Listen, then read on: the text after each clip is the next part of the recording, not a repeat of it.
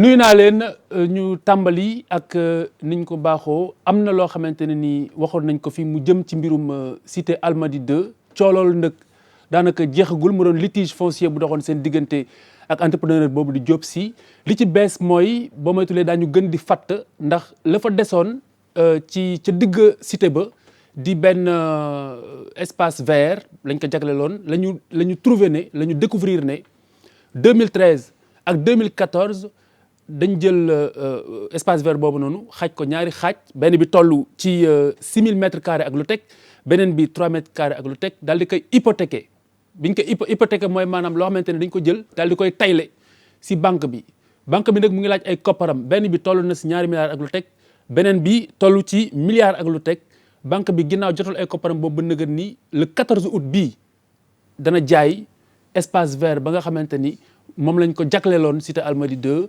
kon askan woo fa nekk war si am ay tolof-tolof waxoon nañ ko fi te dañ koy waxaat te danañ ko topp ba muy sotti ndax espace vert ku nekk xam na ni lu baax la ci ab dëkkuwaay waaye ndakaaru léegi ñëpp fépp la ñuy tabax dañuy tabax ba boo ubbee sa palanteer sax ab miir ngaa janool am na beneen cas bu am solo bu mel noonu boo xamante ne ni nemmeeku nañ ko fii ci boru virage danañ si ñëwaat ci anam yu mu gën a yaatoo tabax ab miir rek yëkki ña nga xamante ni ñoom nga dëkkandool nga amee leen àq kon cité Almadies 2 coola jeexagul ndax ñaari sociétés yi nga xamante ne mooy Urban Entreprise ak SCIDD bu Diop Sy mañ ko seexaloon dafa hypothéqué woon espace vert bi ba banque yi bëgg a nangu mu ngi koy bëgg a jaay le 14 août la ñu dig bés bi nga ni tey lii solo waxtaan wu njëkk bi mooy lu jëm ci mbirum violence policière bu ngeen ko déggee moom mooy ay fitna yu ñu jàpp ne alkaati yi yenn saa dañ koy teg doomu aadama yi loolu nag doon na loo xamante ne nii lu bari di ñaawlu la ba am na kuréel goo xamante ni daal dinay juddu ñi ko séq mooy ñeent ñoo xam ni ku ca nekk ci ñoom kenn ci saw ñoñ daal dinay faatu ci lu koy alkaati yi muy loo xamante ne nii moo waraloon ñoom ñu duggoon sax dox ñaxtu boo xamante ni waxoon nañu ne daañu ko dox waaye lu ci mën a am rek gis nañu ne corporation boo gis du ñàkk ba dana am des brebis galeuses comme on dit souvent loolu li tax ñu wax ko mooy dañu dégg ci ayu bés bi ci benn occasion jëwriñ ji nga xamante ni moo leen bokk jaboote yëkkati kàddu yi ma leen di waaj a dëgtal bismillah. ñi nga xam ne ñoo yilif réew mi war nañ cee gën a góorgóorlu bu baax ndax ñi nga xam ne ñoom lañ jox kaaraange gi muy ñu takk der yi ñoom lu mel noonu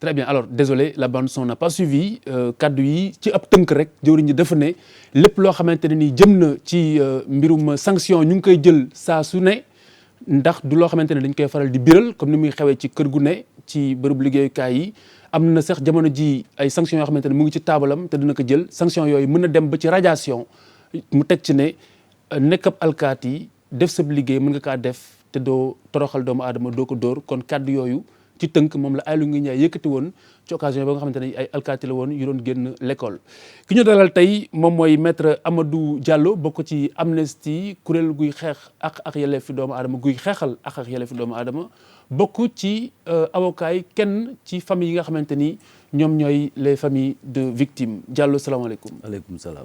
alors Diallo violence policière famille de victimes pourquoi d'abord ak ban lecture nga ci am.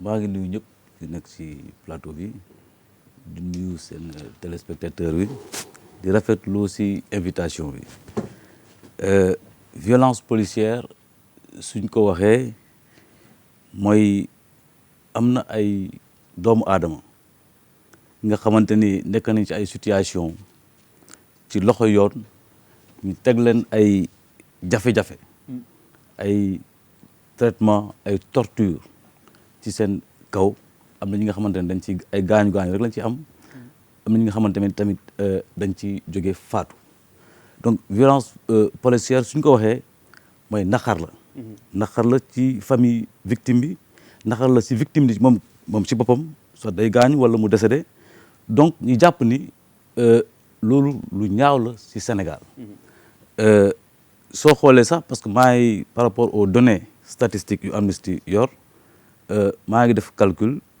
diggante 2007 ba 2018 dañu recensé 18 cas de décès dans les lieux de détention ou de la gendarmerie ou de la police waxuma nag ay violences yu am à l'occasion des manifestations ak à l'occasion n'est-ce pas des détentions préventives dans les prisons mooy ni tey Sénégal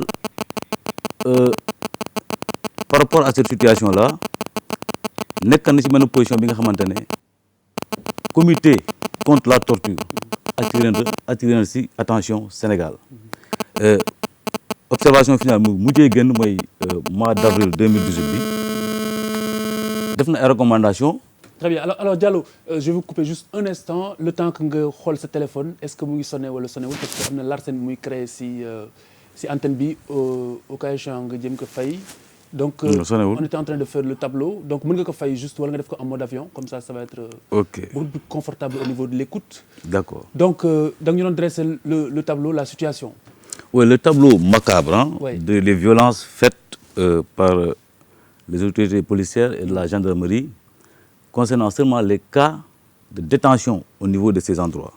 waxuma la nag su amee jàmmarloo diggante population ak police wala tamit police dans le cadre de sa mission de sécurisation mais violence excessive bu muy exercer. Très bien alors connaissant le rôle de la police ak responsabilité police est-ce que même si c'est malheureux toujours que mu am cas yu mel noonu est-ce que c'est pas parfois des cas isolés. On ne peut pas dire que c'est des cas isolés. lu ma la wax ni c'est-à-dire entre 2007. oui ak 2018 les cas recensés c'est-à-dire les cas connus qui ont été portés à la connaissance de Amnesty International. oui sont au nombre de 18 waxuma nag kaaw bu mujjee bi bu am le 19 juillet 2018 passé. oui donc ça ne peut pas être considéré soo defee moyenne bi. ça te fait de 2007 à 2018 un cas de décès par an. Très bien c'est ça la situation. dafa bari. Et donc on écoute j'espère que voilà donc très bien donc en attendant qu'on ait l'extrait Birima loo xam ci tableau bi Diallo dressé.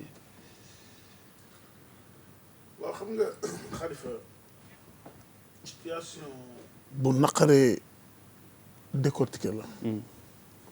parce que ci ñaari boor nga ko mën a situer d'abord police lan mooy police li ko tax a jóg mooy aar population bi maintien de l'ordre nit ñi bu ñu nee il faut mënuñu bàyyi nit ñi comme ay bàyyi bu ñu nee jaxasoo am ñu naan leen yem leen fii gëm naa man ni boo tegoon tey police yëpp boo na génne ñi ci bon du ma 2%. kon ñi baax ëpp ñi bon kenn mënul gouverner un pays sans la police bokk na ci pàcc bi ëpp kii ci réew mais fu ay junni di liggéey dina am ay cas isolés yoo xam ne dinañ def ay musiba gis nga dama am lu ma jàng fan yi gis nga jour bi France di jël coupe du monde bi maa ngi Paris bi mu jeexee gis naa sama àdduna lu musul gis mais musuma gis xale yi xaw na violent yuuxu mais wala police bi ak gérer nañ leen ak ay technique xaw leen a kii ba gérer leen déggoo la laa demee déggoo benn ok ma ni mais ñun suñu police bi dañuy war a gën a former ci noonu parce que boo seetloo bu mbooloo bare rek fu takk der Sénégal Afrique boobu fu takk der jaxasoog civil rek bu baree bu amee accusation bu yàggee rek musiba am loolu mën na ni accident la mais quand même nga jàpp ni koo xam ne reyu nit du assassin dafa sàcc par exemple métier kii la natt la buy dal nit ci moog réew ànd day ñaan bi dafa sàcc ñu ne dee na ci police bi mais sàcc ak rey enquête koy sàcc waru mën a indi luy rey nit xam nga Khalifa dóor mënul yoon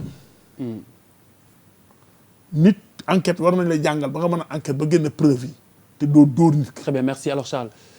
Bon c'est vrai que c'est un sujet boo xamante ne ça peut être assez difficile comme il l'a dit encore que par rapport à une violence on a vu fii benn capitaine de la gendarmerie dans une situation critique mu inverser affaire bi pour ramener l'apaisement afin que nit ñi mën a discuter alors que ça aurait pu aller très loin. Voilà.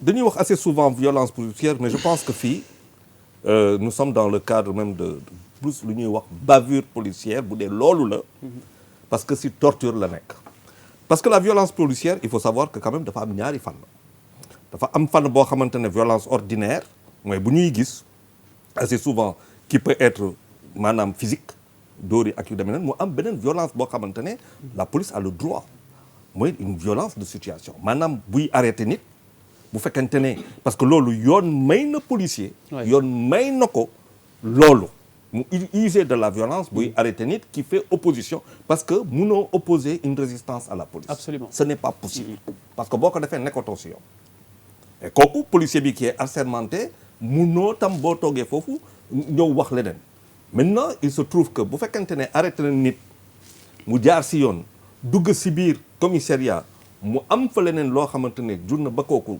gaañu wala am ay blessures on est devant des manifestations de torture loolu am na loo xamante ne yàgg nañ ko fi wax mais il faut voir aussi que la police wax nga ko sànq c'est une question de formation comment on forme est-ce que dans les interrogatoires est-ce que le policier a tous les arguments ak yu demee noonu mais aussi quelle est la manifestation que les gens ont devant comment ils se manifestent devant l'autorité loolu tam beneen affaire la tout à fait beneen affaire boo xamante ne et là gis nga boo duggee ci commissariat yi parce que gis nga il faut rentrer dans les commissariats boo demee commissariat nga leen jëppal je donne un exemple jëppal la promiscuité qu'il y a entre les policiers entre le comptoir les cellules et le commissaire ça veut dire il faut être c'est un cocktail explosif c'est-à-dire il y a tout qui favorise qui défavorise même le policier qui peut-être psychologiquement n'est pas c'est pas pour les défendre n'est pas au mieux parce que xam nga quand tu viens dans un commissariat qui déjà par sa configuration lu ñu ko configurer lu ñu ko tabaxee par lu muy imposer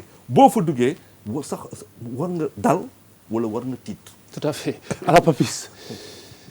waaw affaire bu c'est à déplorer d'abord mu am ay man damay rejoindre Charles un peu.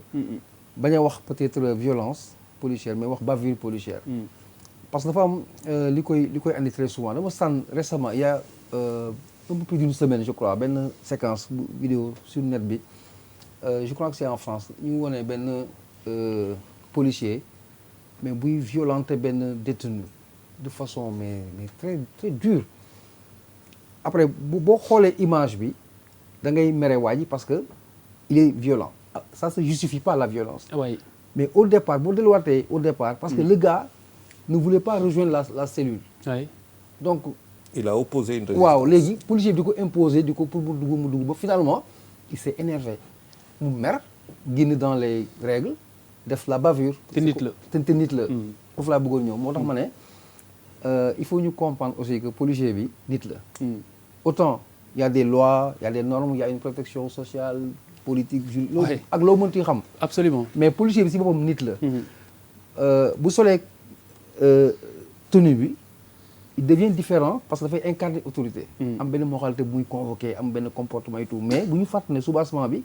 nit la may anticiper wala di glisser un peu sur benn aspect en comprenant que c'est des humains l'erreur est humaine mais dama gis si dans les grandes démocraties comme on dit damay gis ñuy wax les syndicats wala le syndicat de la police c'est-à-dire policier bi aussi dafa am c'est un travailleur c'est un salarié c'est un travailleur.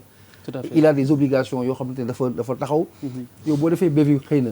c'est moins grave que si un gendarme le commun wala benn policier. te ici au Sénégal je ne crois pas que ñu am autant de défense wala d'accompagnement. pour au cas où. je reconvoque la condition humaine. que ay nit la ñu man je crois que débat bi. très bien war nañ toll aujourd'hui que suñu police par exemple war a am ay syndicats. sur comportement yi sur loi yi. comment les protéger. bu amee des bavures. am nañ. présomption d'innocence et nit lañu on doit pouvoir les absolument défendre. Alors tu me fais penser à cette vidéo c'est pas un policier mais c'est un peu dans le même ordre policier comment il s'appelle encore agent c'est les ASP l'ASP là bi doon violenté benn handicapé bu toog si chaise roulante cette vidéo avait ému tout le monde mais en creusant on se rend compte boo nga xam en amont ñu xëti am na en amont mais xam nga loolu après comme rien ne justifie la violence après loolu dafay suulu donc cet aspect humain on peut pas complètement l'occulter professeur waaw c'est vrai que sujet bu xaw a délicat la quand même. Oui. mais on est obligé d'en parler de manière très citoyenne. man li may njëkk a seetlu au-delà de bavure wala violence puisqu'on hésite entre les deux concepts. c'est Ouais. deux choses différentes. Ouais, c'est deux choses très différentes d'ailleurs. Ouais. li may njëkk a seetlu rek mooy le rapport à l'autorité judiciaire dafa désacralisé wu. nañ ko constaté. c'est un fait que ki nga xam ne moom moo takk der le citoyen réaction ba mu doon am à son endroit il y a 20 ans 30 ans nga xam ne gis ko rek waxu moom manifester autorité mais gis ko rek doyoon na moyen de dissuasion loolu dëñ na lan moo ko dindi xëy na du fii la ñuy mën a def analyser lépp lan moo ko dindi mais dans tous les cas tu es obligé de reconnaître que ce rapport là il s'est complètement perverti. Ouais. que waa ji mu sol tenue doyatul pour nga jox ko respect ak cër ba nga ko war a jox. ndax ci moom la mën na am ndax ci citoyen bi la mën na am boo moytul ci ñoom ñaar ñëpp lay doon. li wóor ba wóor mooy police baat bi ci boppam tënk na boppam parce que bu ñu la nee police boo ko jëlee ca fa mu soqee ko muy grec. police mooy la cité. Voilà, c'était mooy askan wi. donc bu fekkee baat bi nga xam ne sax ñoom lañ leen dippee mooy benn baat bi ak askan wi bu fekkee la police dafa teggi la cité de manière générale ça veut dire que principiellement warul am rupture maanaam warul am jeexi jaaxa diggante ki nga xam ne moom mooy ki takk der bi ak ki nga xam ne moom mooy citoyen loolu nag bu demee ba muy am li ñuy wax bavure wala muy am li ñuy wax violence lu ñuy ñaawlu la parce que ku nekk xam na ne rôlu alkaati comme ni ñu ko ñuy waxee mooy sàmm moom mooy aar parce que société bu amul sanction mënta nekk ñi nga xam ne ñoo fi nekk pour appliquer sanction yi mooy waaye takk der yooyu ñuy wooyee alkaati yi mais ku nekk constaté ne comme tableau bi ko def yenn saa yi nga dégg ci presse bi ne diw de arrêté nañ ko waaye faatu na ca biir kaso ga yan anam la faatoo li ci ëpp doo ci am information yi ca leer mais très souvent loolu dafay revenir loolu nag du tax ñu fàtte de ñooñu c'est à eux que nous devons leur sécurité comme ni ngeen ko waxee ni ko Birima doon waxee sànq c'est vrai que corporation boo gis dina am ñu leen rax ñoo xam ne wax dëgg yàlla xëy na seen defin du méngoo ak li nga xam ne ñoom ñu leen sant waaye ay la yowoon teg na ci loxo loo xam ne am na solo waxuma ne amul mais junjoon naa ko ci sama wax bële passé neenal dafa am loo xam ne mayetuñ ko dëgër laay ba mu amoon c'est-à-dire que Sénégal dañoo toll foo xam ne dañoo joxatul métier ak ba mu war a am dañ ko ñemee wax xam nga maa ngi ko commencé woon ca jàngalekat ba ne da nga ko doon tàggat bu dee instituteur la pendant 5 ans dans les écoles régionales de formation léegi yaa ngi koy tàggat pendant 3 mois pendant 6 mois pendant 1 an bu dee infirmier bala yaa ngi ko doon tàggat pendant 5 ans wala 6 ans léegi yaa ngi koy tàggat benn at bu dee alkaati bala nañ koy wax bu njëkk école de police boo fa duggee mën nga fa def 3 ans mën nga fa def 4 ans ñu jox la yëpp nga génn mais léegi sous la pression du besoin boo ko seetloo on les prend mais est-ce que temps bañ fay def doy na pour ñu acquérir temps ba nga xam ne seen mag fa lañ nekkoon donc def naa yooyu yëpp dañ ko war a boole ñun dañuy rafetlu seen liggéey de manière générale waaye di ñaan nag wax dëgg yàlla ni ko ministre bi waxee am na loo xam ne daf fi war a jóge parce que dégg naa ci phrase du ministre bi donte feeñul ci extrait bi mais ci internet bi laa ko liire dégg naa ko mu naan moom moo ko wax mu ne impunité jeex na maanaam alkaati boo xam ne wàccoo nga ak li nga xam ne moom mooy àq ak yelleefu doomu aadama daañ la topp ba ma mën naa yegg ci radiation ñu ñaan loolu mu bañ fi am te wax dëgg yàlla ñoom mënuñoo ñàkk merci alors Bouba waaw en fait bu may toogee di déglu gars yi damay constater benn affaire mooy ni sénégalais joxe cër homme de loi police wala gendarmerie parce que damay gis sax que ni nit ñi approché débat bi daan na gën a yëngu nii tout le monde a mis des gants c'est normal te loolu lan lay symboliser. Est-ce que vous avez mis des gants? Ben si. Oui. Mais que si. Non, quand je dis si, non, bon, c'est mitigé. xaaral rek non dama ne. Vas-y, on aime bien la police. waaw mais non mais c'est pas un secret. c'est-à-dire xam nga mënoo nekk Sénégal bu yéen xam nga leen bëgg a wax non gars yi. non yooyu ne met pas de gants. non mais moom laa non dama ne. bu waxul lu ñu waxul dama ne loolu lii xam nga lan lay symboliser. mooy cër bi ñu jox homme de loi yi. fii moom laa lay wax nii quoi. c'est-à-dire que même bu ñuy wax ci ñoom. dañuy def forme yi ba nga xam ne du ñu heurter benn sensibilité. pour beaucoup de raisons mais li am solo ba am solo mooy.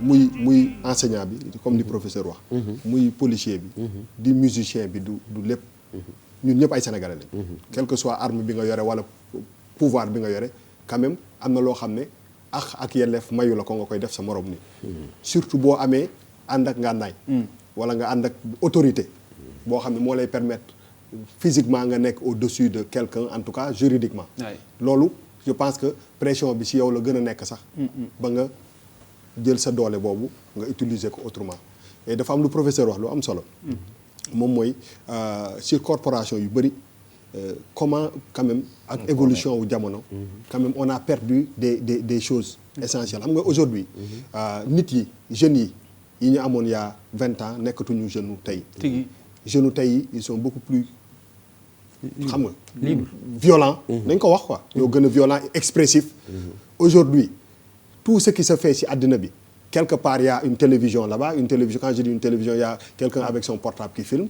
donc pression bi dafay nekk ci kaw même policier bi plus que sax ci nit bi parce que loo def nit ki ñu wane ko te aussi je pense que koo munti nekk rek nit moom aussi ku nekk da nga am sa ak sa yelleef je pense que loolu c'est important dafa am benn loo xam ne je pense que suñu autorités yi war nañ ko xam mooy ñun ñi nga xam ne dëkk nañu extérieur ñu dëkk États-Unis ñi dëkk nañu France cër bi ñun ñu jox alkaati ñoom joxuñu ko alkaati ñu si gën a bëri surtout ñun ñi nga xam ne ay nit yu ñuul lañu le policier c'est l'ennemi c'est l'ennemi quoi c'est-à-dire que ni ñu gérer policier ki ñi doon manifestants yi si kii bi si coupe du monde wala ñu doon célébrer xam nga ay manifestants lañu du noonu la ñuy gérer ces mêmes boy là bu ñu duggee si seen quartier yi ay 93 ak ay affaires yooyu donc je pense que absolument dafa am loo xam ne aussi acquis la pour suñu homme de loi yi moom mooy que ci suñu culture ak nit ñu yaree am na cër boo xam ne jox nañ leen ko ragal nañ leen fondamentalement non mooy ragal nañ leen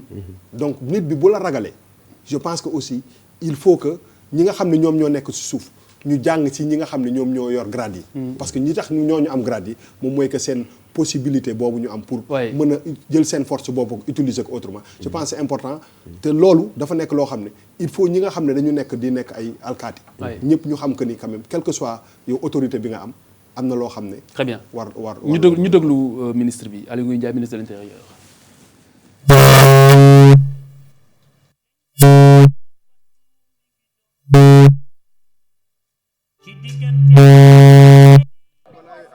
Les sanctions se font tous les jours. J'en ai actuellement même des propositions de sanctions sur mon bureau. Comme par exemple les sanctions, je vous ai dit, la sanction peut aller de la punition jusqu'à la radiation. C'est une activité courante, c'est vrai qu'on ne communique pas tous les jours, on a renvoyé tel et tel policier, comme ça se passe également dans vos services. Du yoon policier mën a def liggéeyam te du dóor kenn mën a def liggéeyam te du boo ndaxatal kenn mën a def liggéeyam te du gaañ kenn. Allez, les sanctions se font tous les jours. J'en ai actuellement même des propositions de sanctions sur mon bureau. Comme par exemple les sanctions, je vous ai dit, la sanction peut aller de la punition jusqu'à la radiation. C'est une activité courante, c'est vrai qu'on ne communique pas tous les jours pour dire qu'on a renvoyé tel et tel policier, comme ça se passe également dans vos services. Du yoon policier mën a def liggéeyam te du dóor kenn mën a def liggéeyam te du boo ndaxatal kenn mën a def liggéeyam te du gaañ kenn. ci diggante marak mase li suuf seddee ci lañ gaawantu fatu mi ngi doon garañ ni bi jolool yu teddi. la moo ci sa analyse. maa ngi jàpp ni déjà il ne faudrait pas quand même qu'on se trompe de débat c'est-à-dire que c'est pas un procès contre la police. Absolument. C'est-à-dire qu'il y a eu des bavures ou des violences, je crois que la qualification importe peu. am ay nit yu siy gaañu dee donc loolu c'est pas de savoir ndax police am nañu si bon wala am nañu si bonul non parce que police ci état la bokk te état dafa war a jël ay jumtukaay ak ay matuwaay yu tax ba citoyens yi suñu demee police seen xel dal waruñu permettre que sur 10 ans chaque année au moins kenn dee ci brigade wala ci commissariat de police loolu il faut ñu ñaawlu ko quel que soit le respect qu'on a à l'égard de la police mais police aussi dafa am respect vis-à-vis des citoyens c'est-à-dire qu'aujourd'hui man d'accord ma sax nit ñi di xalaat nit dafa war a ragal police dafa war a rassurer nit ki parce que soo xoolee des fois am na ay cas yu fréquents sàcc ful ñu koy dàq. waaye c'est une façon de parler xam nga en wolof y a un code de langage en wolof. bu ñu ragal mooy. d'accord comme nga ragal sa papa quoi. mooy jox cër rek. exactement exactement. Maintenant pour revenir à ce que le ministre a dit. ñun waa Amnesty quand même on est sceptique c'est-à-dire que rafetlu ñu jot ci mesures yi ñu war a jël pour enquête yi aboutir ba am éventuellement condamnation. Cela quand même en respect du principe de présomption d'innocence, c'est-à-dire que même policier wala gendarme bu ñu topp war na mën a bénéficier de présomption yooyu. Mais dañuy gis ni par rapport déjà aux statistiques, au nombre de cas qu'on a recensés, sur les 18 cas, il n'y en a que 5 qui ont abouti à une décision de justice. 5. Qui ont abouti à une décision de justice. Et la plupart du temps, dañuy wax ni oui, il y a une enquête en cours. Am na ay cas depuis 2010 bi léegi amul benn évolution. Amul benn évolution. Et l'autre élément qui lu tax ma xaw a sceptique ci affaire bi mooy ni ministre bi dafa ne impunité du am. Mais soo xoolee recommandation comité contre la torture dafa ne bépp alkaati wala gendarme bu nga xamante ne dafa impliqué wu ci yu mel nii violence policière wala bavure policière dañ ko war a suspendre. Mais dans le dernier cas, le cas de Saliou Sarr, selon man information yi ma recevoir, les policiers impliqués ou en tout cas désignés dans l'affaire ba léegi ñu ngi liggéey. C'est-à-dire kenn suspendre leen.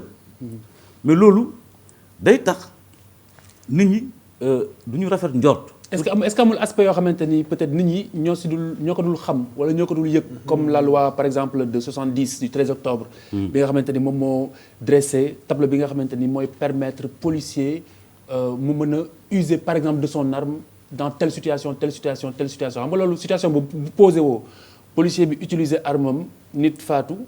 xam nga bu boobaa. la loi le protège en réalité. C'est deux choses différentes. Oui non mais je parle de globalement. waaw de global parce que en fait fu may wax ni mooy nit ki jàpp nañ ko. indi nañ ko commissariat. wala brigade. di ko war a entendre. Ce n'est pas une confrontation. Et même dans le cas de la confrontation c'est-à-dire am jàmmarloo entre policier ak population. mais boobu yow dafa ne policier bi balaa muy utiliser violence il faut mu am que ce soit la violence doit être nécessaire. et ensuite doit être proportionnée. N'est-ce pas, à la gravité de l'attaque. Oui, ce qui est d'accord? Difficile à jauger. C'est difficile à jauger, mais tout cela pour dire simplement que État, ce n'est pas la police en tant que telle. État moo war a jox moyen police. Très bien. Pour me faire face à cela. boobu ba tey ñu ngi wax mais pour revenir un peu quand même à la déclaration du ministre. dama ne ñun waa Amnesty dañuy xaw a sceptique sur loolu et je pense que même. si que impunité bi moo ne jeex na. waaw parce que depuis presque 10 ans il n'y a pas pratiquement de suivi. Très bien. Et ensuite aujourd'hui il y a un cas patent, il y en a deux au moins, c'est le cas de Mamadou Diop je crois en juin 2018 et celui de Saliou Sarr. Mais dans ces cas-là, dans ces ñaari cas yooyu yëpp mais policiers yi ñu impliqué mais kenn suspendre ñu ngi liggéey. Et autre élément pour terminer sur la question. mooy ni très souvent enquête dañ koy confier à un même corps. loolu quand même ça pose problème. waxuñu ni effectivement les autres jeunes partis. mais par rapport à l'assurance ou à la confiance qu'on donne aux familles des victimes, aux Sénégalais de façon générale, loolu day poser problème. C'est-à-dire on peut être juge et partie. Même bu dee quand même dans ce dernier cas-là, j'estime que l'officier à qui on a confié l'affaire parce que je l'ai rencontré, il tente de faire tant bien que mal son travail. Mais tamit soo waree entendre tes propres collègues ça pose problème. Mais ministre bi lu mu wax ni man ba léegi dalul sama xel parce que aucune mesure administrative n'a été prise contre ces personnes impliquées. Oui, Charles. Non, moi je suis pas d'accord. Sur quoi? Parce que dafa am lu mu ne warul utiliser la violence. Je dis que il faut comprendre c'est quoi d'abord la violence policière. Parce que loolu mooy fondament bi. boo ko xamee après ñu dem si leneen. Un policier dama la ne yoon may ko devant une résistance qui use de la violence. Donc on ne peut pas dire. Maintenant il y a des termes yoo xamante ne mënoo ko convoquer dans sa biir discours parce que boo ko convoquer mooy que yow da nga ko cautionné mooy la torture. C'est ça. Et le vrai problème c'est la torture. Et ça c'est un engagement de l'État d'interdire ou non la torture dans nos polices et dans nos gendarmeries. Ça veut dire dëgg da nga koy wax mu jeex. Très bien. Quand tu arrêtes quelqu'un mu ñëw mu toog nit ki am na droit xool policier bi wala xool gendarme bi ne ko est-ce que je suis en garde à vue? C'est la première question qu'il doit poser. Oui. boo nekkee garde à vue. Non, c'est avocat. toog beneen affaire c'est pour montrer que notre appareil judiciaire il y a encore beaucoup à faire pour mettre le citoyen sénégalais qui est victime de l'infraction ou du crime qu'il fait. def na am na lu mu def mais après moom il se retrouvera dans d'autres conditions. du dëgg jël nit kooku nga teg ko ci ay situation yoo xamante ne bu ñëwee ci commissariat bu fekkente ne il n'a opposé aucune résistance à son arrestation. nit ki ñëw na taxaw nga policier bi na bu dee beneen dëkk am na lu ñu lay wax ay yu demee ne nga taxaw dugg ci biir oto bi ñu yóbbu la sa biir nga toog noonu dugal la wax la ay kii mu am ay audition yu ñu def ay yu demee noonu. bu ñu la téye bu ñu la téye loolu bàyyi ñu wax la ci en garde à vue sa avocat ñëw toog mënuloo teg maintenant c'est la torture et c'est peut-être là qu'il faut parce que ça fait yàgg na kon ñuy jël Sénégal ci côté boobu ñuy jund Sénégal ci wàllu torture. Très bien. il faut que le gouvernement mais Khalifa ci réewu droit la ñu nekk nag quand même bien que comme réew yëpp ci àdduna léeg-léeg moom ay rëq-rëq mais Sénégal kenn mënu wedd ni réewu droit la bon bu ñu dégluwul ministre yi wax bu dee ministre waxee dootu ñu doy y a problème ça devient très sérieux man Aly Ngouille Ndiaye par exemple bu waxee dinaa ko gëm parce que xam naa ci moom fulla bu toll ni buy wax dina li mu gëm lay wax loolu laa xam ci moom en tout cas c'est am na lu mu yàgg naa wax ay wax jëfe ko non attends s'il te plaît ma eggalee non mais s'il te plaît laisse-le finir Charles. j'aurais bien aimé que tu remettes et que tu me demandes pourquoi je ne suis pas d'accord et le son il est très clair quand tu dis qu'un policier ne peut pas user de la violence et que c'est fini il y a un sérieux problème qui est posé dans ce pays. waxul loolu. non da ngeen jaxasoo parce que non Birima réagissait à maître Diallo li mu wax. non j'aimerais qu'on remette. non waxuma yow. non c'est la même chose Charles. li maître deuxièmement li muy wax foofu. oui il faut remettre le son. non c'est que Charles fu nekk nii il est à l'ouest.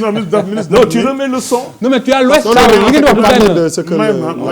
tu es complètement à Birima l'ouest. réagit. non tu remets le son et tu règles le problème. L'autre a dit qu'il est sceptique par rapport à la déclaration du ministre. ci loolu lay wax. jël nga problème ma wax. nga déglu ma doon wax ba eggal la soo xam ne ma di wax. monsieur Diallo moo ni li ministre bi wax moom doyu ko. def si ñaaw njort. def si ñaaw njort. C'est mon droit le plus absolu. bien sûr je suis d'accord avec toi. Et c'est fondé sur des faits. waaw mais d'accord naa loolu tax ma ne dama non li nga xalaat nga wax loolu kay d'accord di débat lu ma xalaat la et puis c'est les faits qui ont révélé qu'on ne peut pas être rassuré par sa waaw xam déclaration. nga waaw. Parce que ministre yi les faits interprétés hein. mais fait bari nañ. je veux dire par rapport aux faits. oui. Et par rapport à ce que l'histoire a montré sur ces questions de ce genre. doyu la.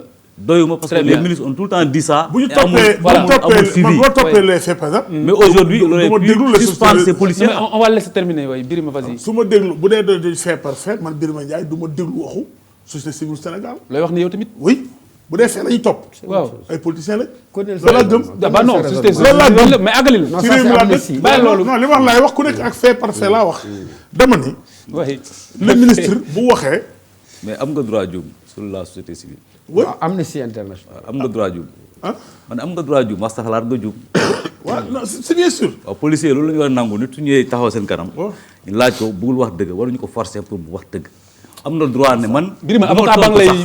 c'est-à-dire que c'est ça la culture de la dafa war a dégg dans ce pays là. waaw mais ba comme àggali. dinaa gàllale fi du tribunal de ñu ngi si kii si jàkkaarloo bon gis nga ministre bu ne lii parce que daf ni il faut nga xam li ministre bi wax dafa ni policier mën na def liggéeyam te du violenter nit du gaañ nit. loolu la wax. waaw mën na def liggéeyam même foo muy gaañee de liggéeyam la dama ni mën na def liggéeyam te du gaañee. wax àll yéen bu ñu waxante dëgg.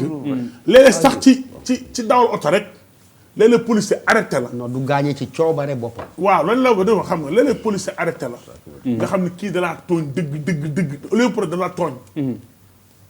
nit la ñëpp bokku ñeew moo tax may la mënoo fexe ba amul benn corps au monde. boo xam ne doo ci mën a génne 2% yoo xam ni. très bien fu ñu daal di def tocc yoo xam ne dina laal ñeneen ñi. mais dama ni buñ nee lii doon amati. mais nañu nangu loolu xëpp suñu ba xool ba xam dina am loolu dina amati. en tout cas mu bañ a am. waaw moo gën mooy li gën. très bien merci Birima. mais pour li ma comprendre si li jot a amagum léegi. la question de fond c'est l'application de la loi parce que loi prévoir na képp kuy citoyen quelle que soit sa corporation. boo wàccee yoon dal sa kaw. tigi. c'est que le fond du problème c'est ça en fait. C'est que pas que di am bavure ou pas bavure parce que bavure day am États-Unis France dans tous les pays du monde les bavures sont quotidiennes à la limite. très bien. mais ce qui pose problème ici dans le cas man li ma comprendre mooy que policiers yi def ay erreurs loi am lu ci prévoir. nañ koy très bien appliquer. booba waaw mais problème un instant mais ñaari affaire dafa am xam nga je pense que li Birima wax ne bu mu bañoon am moom moo gën mais aussi suñu revenir c'est un idéal ça. voilà mu bañoon am mooy gën mooy idéal mais defe naa boo nee benn nit la li dal kenn bëggul mu dal benn nit tu es très proche de l'idéal. On ne parle pas de 50 personnes ou 100 morts. On parle d'un cas par ci année bi. On est quand même un pays de plus de 15 millions. te ay nit lañu rek mën na nekk loo xam ne buñ ko doon évaluer sur un pays de plus de 15 millions mu am en moyenne. benn nit bu décédé bëri na benn nit bu décédé bëri na quand même. C'est pas négligeable. Quand tu fais la comparaison ak peut-être dëkk yu bëri. C'est pas catastrophique en tout cas en termes de bilan. Non, moi je ne peux pas xaaral ma eggali ça. C'est-à-dire c'est il faut que mais ça me choque. Pourquoi non, ça me choque? vous aurez la parole. mais maître xam nga tout le monde est aussi sensible que vous. waaw mais sur non le damay décès doon de wax sax quelqu'un dama doon eggali dama ne xam nga tey jii ñi nga xam ne ñoom ñooy def statistiques yi muy par exemple Amnesty wala feneen bu ñu doon def comparaison par rapport ak yeneen dëkk yi peut-être que du ñu nekk ci suuf dégg nga man la benn nit bu ñu agressé wala bu ñu dóor wala bu ñu rey. bëri na trop. mais dama wax que ni aujourd'hui peut-être que le problème peut être réglé foofu laa doon ñëw pour wax que ni quand même si on parle d'un cas par année. la pression que Amnesty International wala société civile je suis pas d'accord ak li Birima wax du tout pour man suñu société civile bi dañ ko war a respecter. dañ ko war a respecter waruñu leen jiiñ ay politiciens wax fa dëgg yàlla parce que def nañu quand même ci réew mi lu bëri. je persiste je signe loolu laa gëm. waaw mais loolu nga gëm moom loolu la gëm. waaw dañu wax mais bu ko dagg. li ma gëm mooy. waa li nga gëm waaw d'accord. yow yaa ko gëm. bàyyi ko mu àggali loolu man maa ko wax. bu wax li nga gëm c'est des politiciens pour moi. waaw léegi noppil. waaw mais man en fait bi mu waxee xalaatam. man dama wax sama xalaat. tigi dama ne. man fépp fu ma toog. ñu nit jël société civile bi attaqué leen directement. man dama am naa droit aussi ma wax que ni loolu. tigi warul. kooku moom mënoo ci dara. da ngay sonal sa bopp. li ma bëgg a wax ba wax ko. moom mooy que. aujourd'hui il y a moyen quand même de mettre quelque chose sur la table pour essayer de régler ce problème là. boo xam ne ñun dañ ko constater mais. aussi bu ñu jëlee benn côté bi rek. xam nga am na côté bu lu bëri lu ñu mën a sant yàlla fii Sénégal loolu lay wax quoi ak yooyu ñu am comment on peut faire pour parfaire la chose mais c'est ay constats yoo xam ne c'est par rapport à certains pays c'est parfaitement mais benn nit bu ñu dóor kenn warul dóor kenn wala nga utiliser violence boo xam ne da tegoo ko fenn loolu kenn d'accord aussi très bien Bouba alors booba tey ñu ngi wax parce que policiers yi nekk ñoom rek sur une planète vide dañu nekk ak ay doomu aadama war a veiller ci seen sécurité donc jëflante ak demlante day am donc booba te ñuy wax policiers yi mais nit ñi également les citoyens seen diggante ak policiers yi lan mooy seen doxalin ak seen doxalin bu demee nen ni ndax policier dina mën a taxawaay bi nga xamante ne moom moo ci war loolu taxaw seetlu la boo xamante ne nii Serigne Abdou Karim Mbacké ku tedd kooku def na ko ñu teewlu ko. ñi nga xam ne ñoo yilif réew mi war nañ cee gën a góorgóorlu bu baax ndax ñi nga xam ne ñoom lañ jox kaaraange gi muy ñu takk der yi. ñoom lu mel noonu ñoo koy sàmm ñaare gannaaw nag ñoom liñ leen sàmmloo yi léeg-léeg ñu teg leen ci nag lu di leen tëjee di leen toroxal ak lu nañu di leen ko yegg waaw ñoom it fañ waroon a yegg ci sàmm duñ fa yegg dañuy ragal waaye bu fekkonte ne liñ leen sàmmloo bàyyi nañ leen ñu sàmm ko ni ñu ko war a sàmmee kon ñoom fi ñu war a yegg dana fi yegg te buñ fi takk der yi fi ñu war a yegg buñ fa yeggee dana tax ñiy def luubal duñ ñemee def li ñuy def. mu ni da ngay gis koo xamee ni si day tooñ police bi gaara oto ba fële kooka wàcc di jaayu ngóor a jël téléphone bi di xaabar yi dem ak ñëw. di wécc ci loxo yi di wane ni am naa kilifa maa ngi woote kilifa ku ne mu ko sut di wane ni moom lay woo. nee na bu ko defee nag takk der ba moom di ko xool rek. waaye du dem de. nee na takk der bi itam.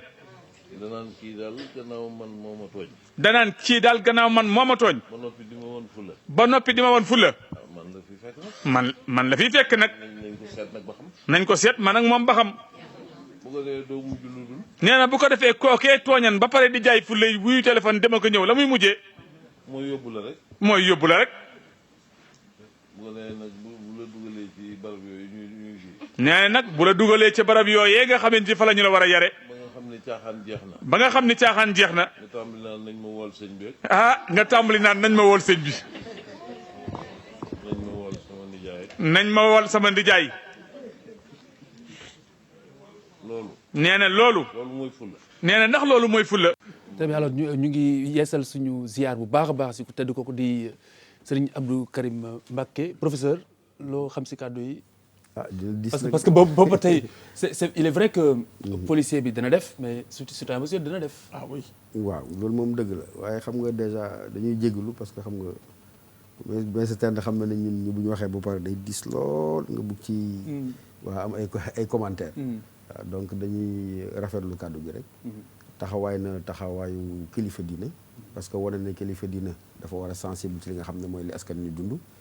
li mu wax la substance li ma ci jàpp rek moom nee na très souvent boo déggee benn phrase mu ne policiers yi duñ dem jusqu'au bout maanaam très souvent ñun société bi duñ xam li ñu bëgg dañ naan alkaati bi yow da yaa fi nekk yow yaa ma war a aar waaye man mii nga xam ne bu fekkee def naa njombe bu alkaati bi ñëwee pour def liggéeyam duñ ko may sax fu mu defee liggéeyam jusqu'au bout dinañ ko teg ay pression yoo xam ne wax dëgg yàlla souvent du mooy def liggéeyam donc moom boo ko seetloo dafa couper la poire en deux nee na yow ki nga xam ne yaay citoyen bi joxal alkaati bi cër ba nga xam ne moom nga ko war a jox parce que mu ngi lay misaalal ne yenn saa yi alkaati bi ñu ne ko diw la def na tooxi doona mu yegg si au lieu que waa ji accueillir ko ak déférence jox ko cër ba mu ko war a jox mu génne portable am di wane ne mën naa woo le ministre mën naa woo le président mën naa woo nangam mën naa woo nangam donc mu ngi rappeler citoyen pour mu respecter kii nga xam ne moom lañ fi teg mu war ko aar mais mu ngi wane ne tegam ki nga xam ne moom moo yor suñu kaaraange moom itam am na fu loxoom war a yem am na foo xam ne waru faa kon nag Mbacke dañ koy kii rek waaw man fu may ñëw daal mooy que aussi jamono dox na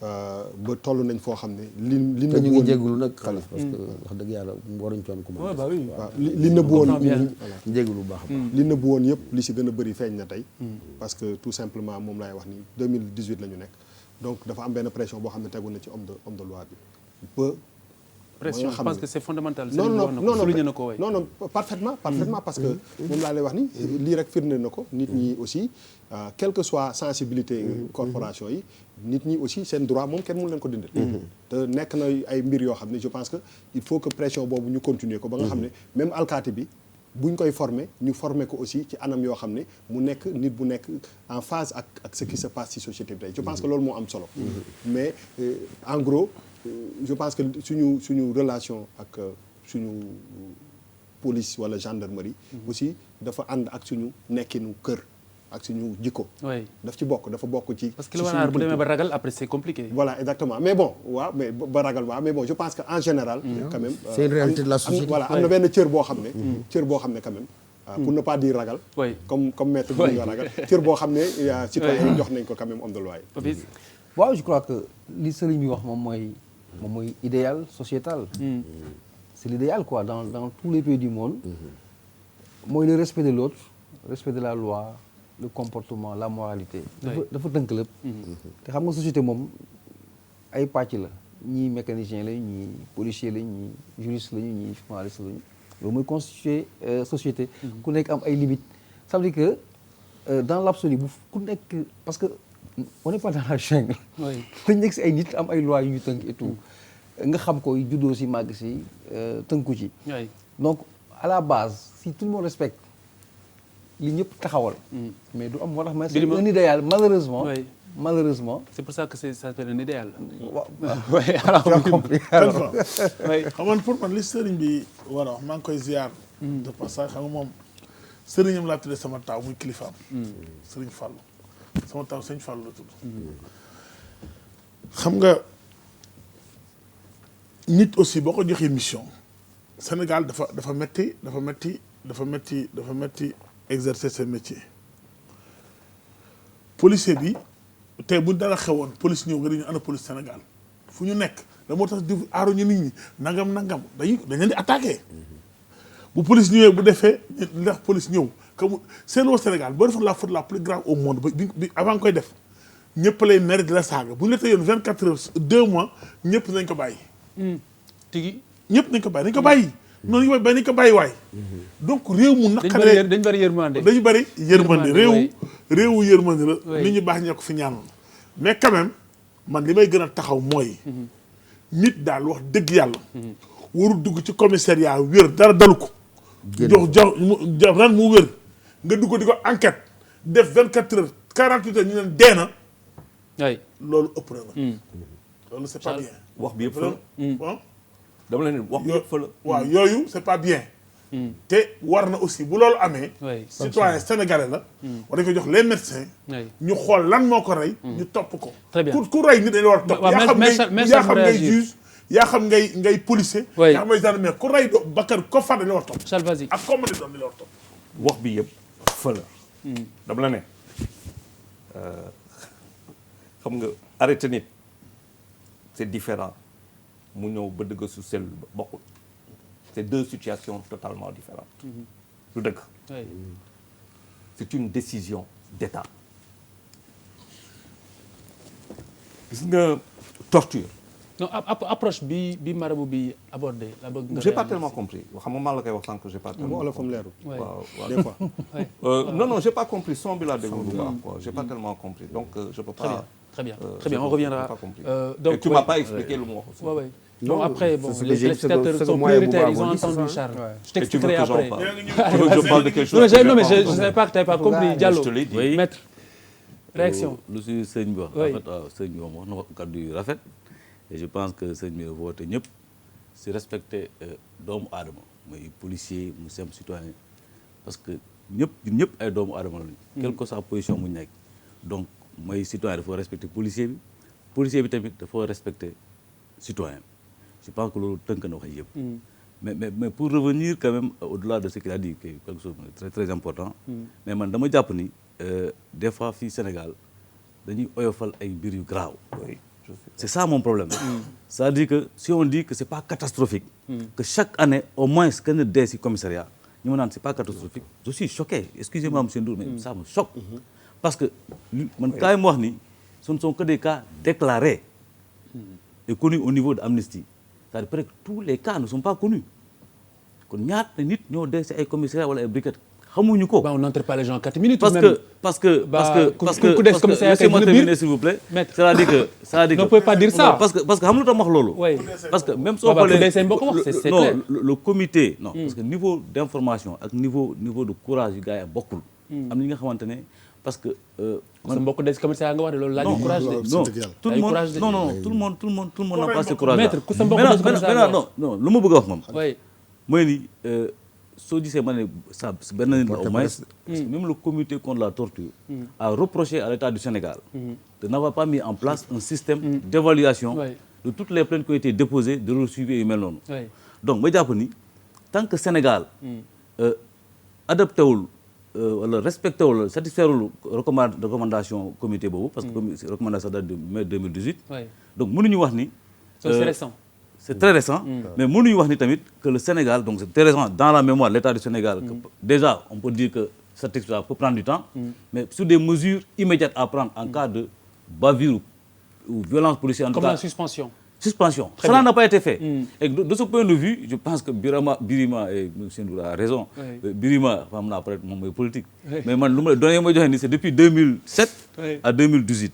Et je pense qu'aujourd'hui, Sénégalais, si nous avons un problème, nous disons Amnesty, c'est parce que Amnesty est une organisation de la langue crédible. Donc on ne fait pas de la politique. Ah bah non mais c'est important de le préciser. Non mais il est clair qu'Amnesty est politique, ça c'est. Pour ma xaw a revenir sur. Amnesty mooy kii jëte. Gassama. Seydou Gassama. Oui. jiitewu ko. non yow xam nga koy jiite Amnesty. non vraiment dama laaj la il a posé une question. ndax moom foofu la Seydou Gassama nekk. ku ko jiite alors. waaw foofu la nekk. ku ko jiite Maître Diène Ndiaye le président. d'accord mais Gassama lay gën a xam waay. Gassama c'est le directeur exécutif. oui c'est ça c'est le directeur exécutif oui bah oui moom lay gën a xam. c'est le directeur exécutif. waaw mais man en fait man lu ma doon. non lu ma doon wax. lu ma doon wax maître mooy aussi si li ma wax. maître il faut pas nga jël si benn pàcc. isolé nga isolé ko. ok c'est très li may wax ni c'est important. c'est pas dit pour choquer dama ne. c'est faisable que ñu régler problème bi parce que niveau bu fekkee dañu toog ñu ne ci at bi dafa am benn nit bu ci décédé c'est parce que il y a la possibilité de gérer cette situation. que ce n'est pas encore désespéré loolu moom laay voilà bëgg très bien wax kon maître leer na c'est pas encore boo désespéré génnee wax bi ci contexte bi mel ni dama banaliser benn nit bu ñu rey j'ai pas dit ça dama ne très bien dama ne tey jii nii su ma nit toogee ñu ne année bi ñu nekk 15 millions ñu ne benn nit en moyenne kii ma ne c'est une situation qu'on peut gérer. C'est gérable, c'est évitable. mais benn Sénégalais du ñu ko rey tigi mu mënti demee après ñu ne dañ ko banaliser dëgg la alors merci beaucoup donc merci je vais pas du ma ñàkk remercier tout de même nos confrères de Leral et de Dakaractu qui ont ñoom ñoo recueillir propos yu Serigne Abdou Karim Mbacké yi ngeen dégg sànq. Alors lieutenant Mbaye Sadi bonsoir. Bonsoir Khalifa. Lieutenant c'est un plaisir alors yow yaay tey waxal kaddu police nationale est-ce que am na d'abord loo bëgg a pointer avant ñuy avancer ci li nga fi jot a dégg. waaw maa ngi nuyu ñi toog ci plateau bi yëpp. di nuyu sa téléspectateurs yi di wax rek ni ñun dañu am tuuti jafe-jafe ak seen satellite bi parce que gisatuñu leen ci canal bi. Ah oui, ça passe plus sur Canal. Non, ça passe plus sur Canal. D'accord. Bon, en live alors, les techniciens sont prévenus en live. li nga xam ni dama ko bëgg a wax moom mooy ni li buuba daaneele léegi rek laay wax benn bakkan bu rot bu ne. dina metti képp ki nga xam ni doomu aadama nga bu fekkee ni da ngaa wér ànd ak sa sago. tigi. dafa am lu am ci Sénégal ma commencé yow di la gërëm. ndax fan yii nii dañu gis ni. débat yu ñu def yëpp autour de violence ou bavure parce que selon kenn ku nekk na nga koy bëgg a tuddee la. buñ koy def am na say toog avocat droit de l'homme am les activistes des droits de l'homme ñoo fay toog. ñu jël police bi beddi ko. wala fi dañ naan bu la sa wujju dee sang doo set. doo set tigi. maître Amadou je n'ai rien contre vous. 18 cas me paraît trop c'est plus quand même macabre. Mais n'oublions pas que vous êtes dans une société où des policiers sont des Sénégalais comme vous. nga baal ma lieutenant juste en wolof. waaw ma ni bu mu fàtte ni. Mbaye Sadi Diop laa tudd. Sénégal laa juddoo fi laa yaroo. jànge woon département philo boobu nga xam ni professeur Sange fa la jógee. tànnal sama bopp bi ma waree jàngale ji philo ma ni defuma ko damay denc alkaati. ndax damay juddoo ci kanamu commissariat. Vous avez fui l'Agora. J'ai pas fui. Vous avez abandonné l'Agora. yow xam nga ma bi may delluwaat ci journalisme ñi ma xam nañ ni sama débat du dañ. walaay tigi dëgg la. damay tiital Sénégal ci ñaar. li sëriñ bi wax rek moom moo ñu manqué. mooy ku nekk wekk sa morom. tigi. yàggul mënuma woon wax li may waxee tey ndax dafa fekk ñi doon génn bërki démb. doon waat ni dañuy jox nit ñi respect daañu liggéeyal Sénégal ci loyauté ci ñooñ laa bokkoon. bi ma koy def lu ñu gëm la lu ñu jàngal la professeur police bu njëkk ba ci 9 mois lañ doon formé seeni alkaati. man mi ça fait 27 ans ci noonu lañ ma formé. tey dootuñu formé ci benn alkaati ci moins de 2 ans. alhamdulilah. teg si loolu la ñuy sant ci bu ñuy formé yamuñu ci ay alkaati rek ñëw di ñu formé mais dañuy woowi ñi nga xam ne seen xel dafa màcc jëm ci droit de l'homme ak yeneen ñu ñëw jàngal ñu tey. li am mooy ni ñun dañoo jàpp ni ba tey te luy jeex la ndax wax naa leen ni damaa nekkoon école mais man bi ma génnee école jël relation publique en 2004 amul benn débat bi nga xam ni daa ci sax xaar ndigal. waruma woon mais amoon naa position bi nga xam ni fu débat tollu dinaa ci dugg ma wax nit ñi. mais justement lieutenant est-ce que le problème bi du manque de communication boobu parce que du ñu leen dégg très souvent. si ci laay jëm.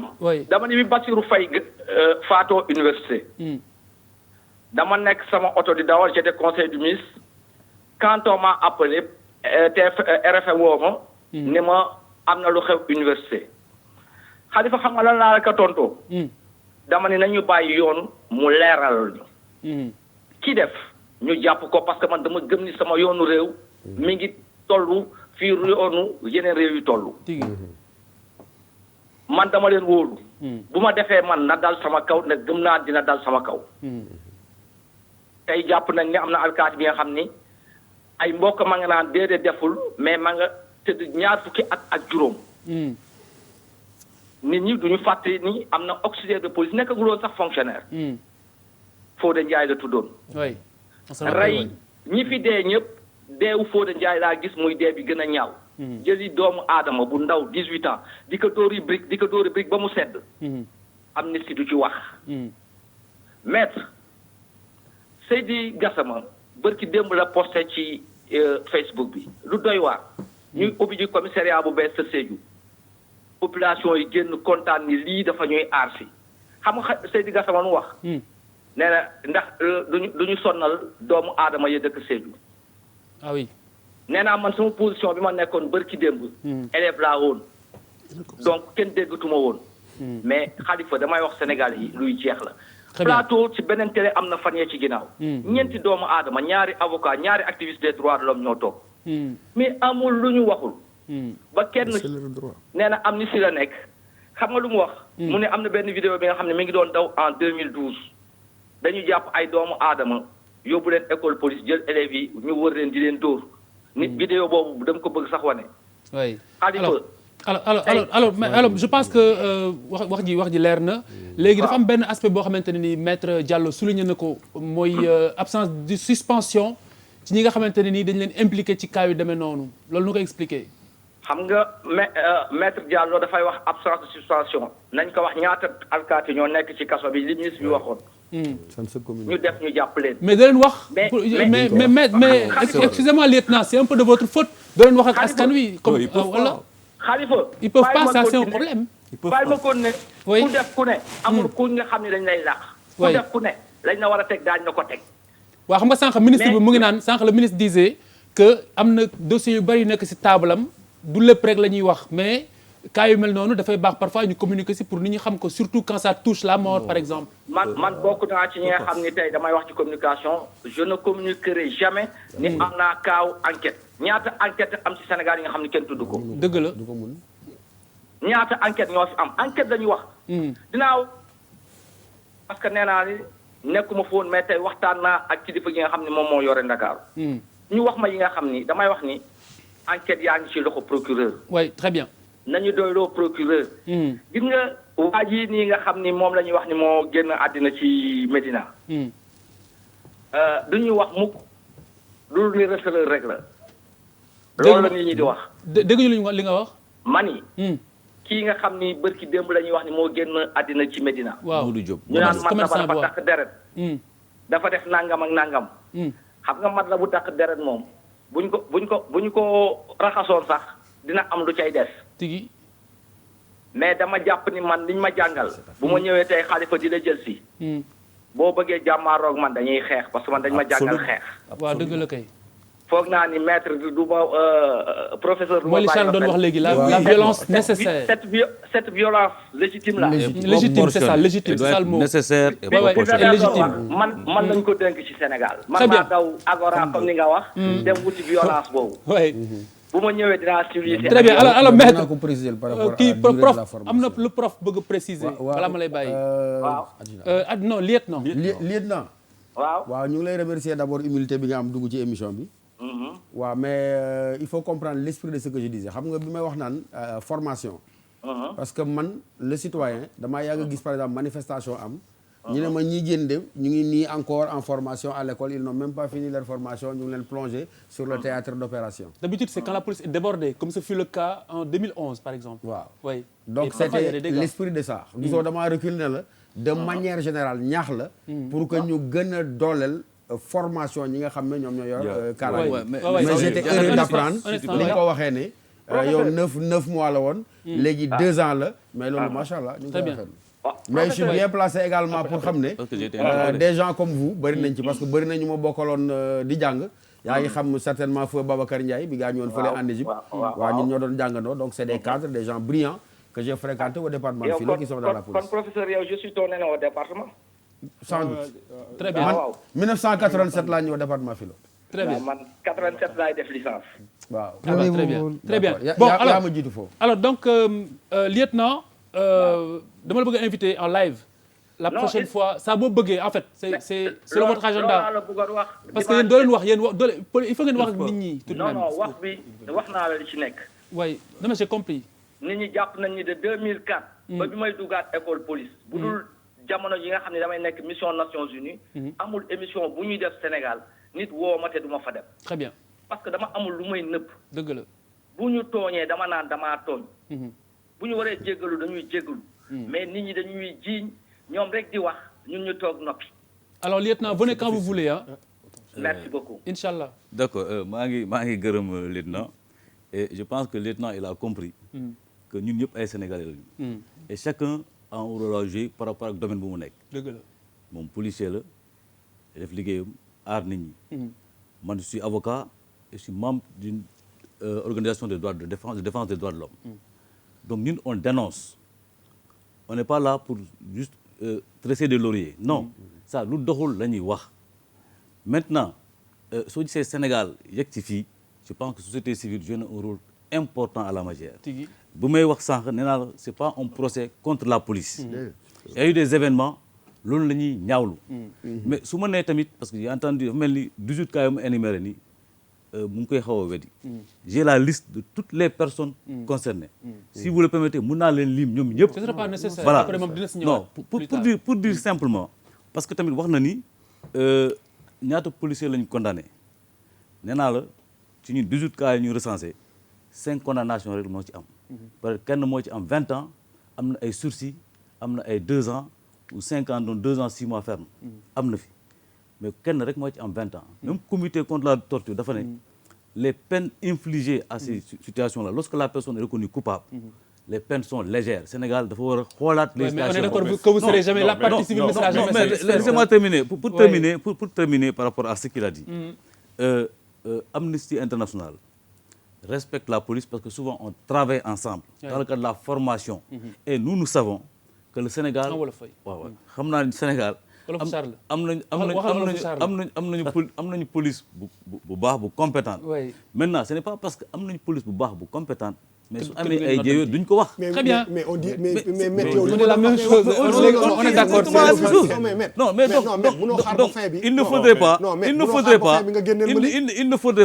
faudrait pas quand même personnaliser le débat. waaw non on personnalise pas. parce que lui c'est ce qu'il a fait il s'attaque comme ça. non mais lu mu bëggoon wax il faut quand même que tey xam nga bu wax na ko sànq on a une certaine violence boo xamante ne ak lu ñëw mooy très bien. Non, si tu me dis très bien, je me tais. Non, tu continues.